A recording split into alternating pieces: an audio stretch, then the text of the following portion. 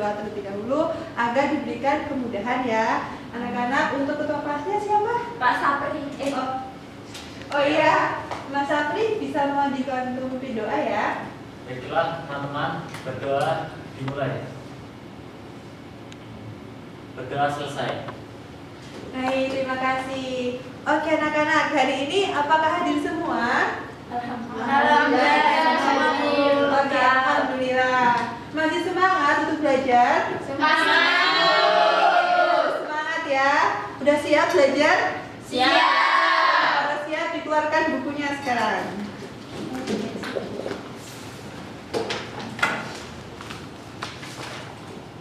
Oke anak-anak, di sini kita masih membahas di materi yang sama, yaitu di materi kimia hijau, di mana kita melanjutkan pertemuan yang kemarin ya anak-anak. Di mana kemarin kita telah belajar apa aja? Pengertian kimia hijau. Prinsip kimia hijau. Oke, nah pada kali ini Ibu ingin menampilkan suatu gambar. Coba anak-anak amati ya. Ya Bu. Terlihat terdapat suatu pembakaran sampah di lingkungan terbuka. Nah, dari gambar ini kira-kira bagaimana dampaknya bagi lingkungan? Buruk atau baik? Buruk. Nah, bisa dicontohkan dampak buruk dari adanya pembakaran sampah ini? Polusi. Terus Gas rumah kaca. dan juga mengganggu Pernapasan. Oke, benar sekali. Nah, kira-kira dari hal tersebut, apakah dari gambar ini menunjukkan kontribusi terhadap prinsip kimia hijau? Tidak. Oke, benar sekali. Oleh karena itu, sesuai dengan tujuan pembelajaran kita pada hari ini, di mana peserta didik itu mampu memahami hal-hal yang tidak sesuai dengan prinsip kimia hijau. Langsung saja ya. Di sini Ibu akan mengulas sedikit mengenai materi kita di pertemuan sebelumnya. Nah, sebelumnya kita sudah memahami apa itu kimia hijau serta telah mengetahui beberapa prinsip dari kimia hijau. Di mana ada berapa? 12. Oke, contohnya apa aja kemarin? Mencegah limbah, penggunaan katalis, ada juga mengurangi penggunaan bahan kimia yang berbahaya, juga banyak lagi. Yang mana adanya prinsip kimia hijau ini ditujukan untuk pelestarian lingkungan. Nah, sebelum itu kita kan perlu mengetahui ya aktivitas-aktivitas yang telah kita lakukan di kehidupan sehari-hari itu sesuai atau bertentangan dengan prinsip kimia hijau. Kita perlu mengetahui kira-kira senyawa dan juga reaksi yang sesuai serta bertentangan dengan prinsip kimia hijau. Nah, anak-anak kan kemarin juga sudah memahami apa itu senyawa dan juga bagaimana penulisan suatu reaksi kimia. Di sini Ibu ada contoh. Nah, masih sama yaitu dalam pembakaran sampah di udara terbuka. Yang mana dari aktivitas pembakaran sampah di udara terbuka ini merupakan suatu reaksi pembakaran tidak sempurna, di mana reaksi pembakaran tidak sempurna ini terjadi karena kadar oksigen itu tidak cukup untuk melakukan suatu reaksi pembakaran. Nah, di sini anak-anak bisa melihat kan reaksi atau proses kimia dalam pembakaran tidak sempurna, yang mana di sebelah sini merupakan reaktan, di sebelah kanan merupakan produk. Nah, dilihat nih, ada menghasilkan gas karbon dioksida dan juga gas karbon monoksida, yang mana hasil pembakaran tidak sempurna ini menghasilkan beberapa gas yang memiliki dampak kurang baik bagi lingkungan. Nah, contohnya ini ya. Dari gas karbon dioksida ini itu dapat menyebabkan terjadinya suatu peningkatan suhu bumi atau sebagai gas rumah kaca, sehingga mengakibatkan terjadinya pemanasan global. terdapat juga gas karbon monoksida, yang mana gas karbon monoksida di sini itu dapat berbahaya bagi kesehatan karena dapat mengganggu fungsi hemoglobin dalam pengangkutan oksigen. Begitu. Bisa dipahami anak-anak? Bisa, Ibu. Ada yang ditanyakan tidak? Belum. Oke, kalau gitu ibu yang bertanya. Selain contoh tadi, kira-kira adakah aktivitas lain yang anak-anak jumpai saat di kehidupan sehari-hari yang sekiranya itu bertentangan dengan prinsip kimia hijau? Asap kendaraan bermotor. Ya, Bu. asap kendaraan bermotor. Ada lagi? Penggunaan plastik. Ada juga limbah dari pabrik dan masih banyak lagi. Nah, untuk memastikan apakah beberapa aktivitas dan juga contoh proses kimia yang anak-anak sebutkan tadi itu bertentangan dengan prinsip kimia hijau, ibu akan membagikan suatu LKPD yang nanti akan kalian kerjakan ya. Gitu. Di sini ibu akan membagi menjadi 3 kelompok ya, kelompok 1, 2, dan 3. Nah, kelompok 3 ya, Makasih, Bu. kelompok 2, dan kelompok 1.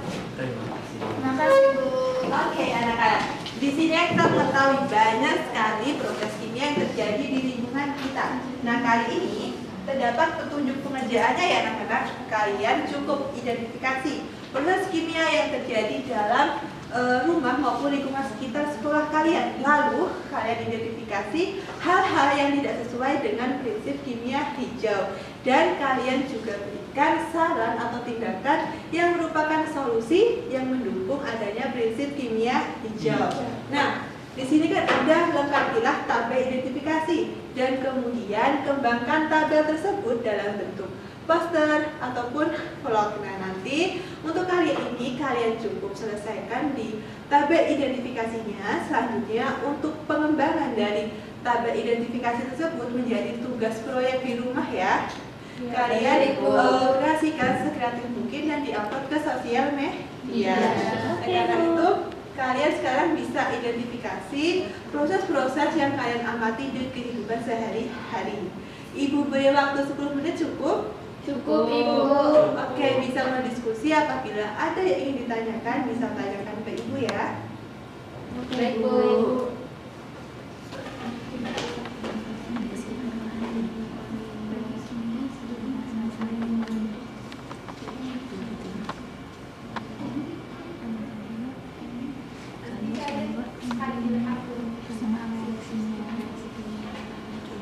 Ibu mau nanya, Bu. Ini tadi gambar ikan gimana?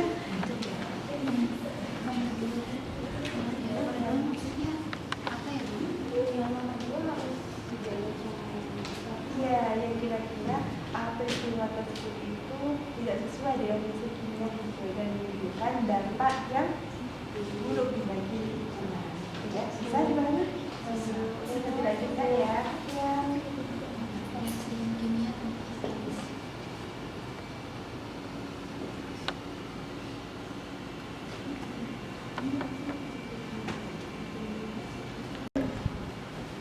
Oke anak-anak, sudah selesai nih waktu diskusinya, sudah selesai semua? Sudah. Oke, ada yang ingin mempresentasikan hasilnya? Saya, Ibu. Oke, dari kelompok 2 bisa disampaikan? Dari kelompok 2 izin menyampaikan hasil diskusi.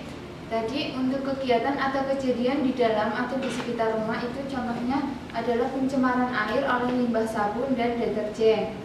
Kemudian untuk solusinya yaitu membuat sumur resapan, Ibu. Oke, benar sekali. Beri aplaus buat kalian semua ya. Oke, terima kasih anak-anak. Nah, kira-kira kenapa kita itu perlu mempelajari kimia hijau dan juga mengetahui aktivitas sehari-hari kita itu sesuai atau bertentangan dengan prinsip kimia hijau. Nah, di sini dalam Al-Quran, khususnya dalam surat Al-A'raf ayat 57 itu kan dinyatakan bahwa dalam penciptaan langit dan bumi serta berbagai sumber daya alam seperti angin, air, udara, tumbuh-tumbuhan dan juga hewan itu kan merupakan rahmat dari Allah kepada kita manusia. Nah, kita sebagai manusia ini merupakan satu khalifah Allah di bumi, sudah seharusnya dapat menjaga lingkungan sekitar dengan cara tadi dapat menerapkan prinsip-prinsip kimia hijau agar terwujudnya suatu pelestarian lingkungan. Begitu ya anak-anak? Ya Ibu. Oke. Nah, tidak terasa ternyata sudah mau berakhir saja pembelajaran hari ini. Coba kita ulas kembali apa yang telah kita pelajari pada hari ini anak-anak. 12 prinsip. 12 prinsip kimia hijau. Tentang contoh-contoh yang sesuai dengan tantangan. ya, dan juga kenapa kita perlu mempelajari Kimia hijau. Oke anak-anak, terima kasih ya, hebat-hebat semua ini. Nah, sebelum Ibu akhiri, ini untuk pertemuan selanjutnya kita masih membahas di materi yang sama yaitu kimia hijau. Akan tetapi di pertemuan selanjutnya itu di submateri bagaimana kita menciptakan suatu kegiatan yang berkaitan dengan prinsip kimia hijau. Di pertemuan selanjutnya kita akan bersenang-senang dengan proyek ya, pastinya kalian bisa siapkan terlebih dahulu di rumah agar nanti saat pertemuan selanjutnya kita lebih mudah ya dalam pembelajaran. Untuk itu anak-anak tetap semangat terus sampai akhir ya, pokoknya harus tetap semangat dan jangan menyerah gitu ya. Oleh karena itu mari kita akhiri pembelajaran hari ini dengan bacaan hamdalah bersama-sama. Alhamdulillahirabbil alamin. Ibu akhiri, kurang lebihnya mohon maaf. Wabillahi taufiq wal hidayah. Wassalamualaikum warahmatullahi wabarakatuh. Waalaikumsalam warahmatullahi wabarakatuh. Terima kasih Bu.